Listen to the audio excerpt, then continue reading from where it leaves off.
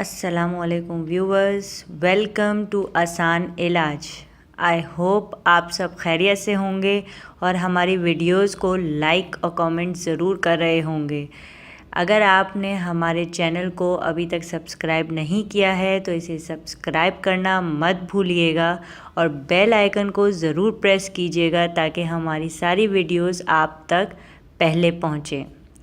Viewers, आज जो आसान इलाज मैं आपके पास लेकर आई हूँ वो नॉर्मल डेली रूटीन में वो सबके साथ होता रहता है, उमूमन ख़वातीन के साथ, क्योंकि हम किचन में काम करते हैं, कभी भी हाथ वगैरह जल जाता है, बच्चों को भी बर्निंग जो है वो होती रहती है।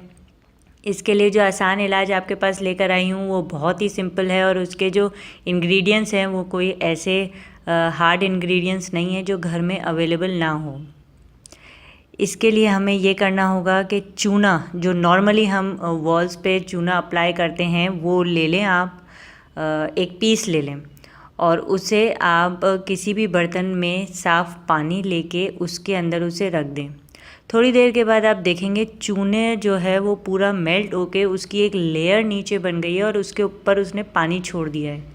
वो जो उसके ऊपर पानी है वो हमें यूज़ करना है और उसे किस तरह यूज़ करना है, वो ऐसे करना है कि उस पानी को ले लें। डिपेंड करता है आपका जो बॉडी पार्ट अफेक्ट हुआ है वो कितना है। अगर वो थोड़ा सा है तो आप हाफ़ कप पानी ले लें या 2 टेबलस्पून 3 टेबलस्पून पानी ले लें। उसकी सेम क्वांटिटी आपने उसमें मिलानी है सरसों के तेल की।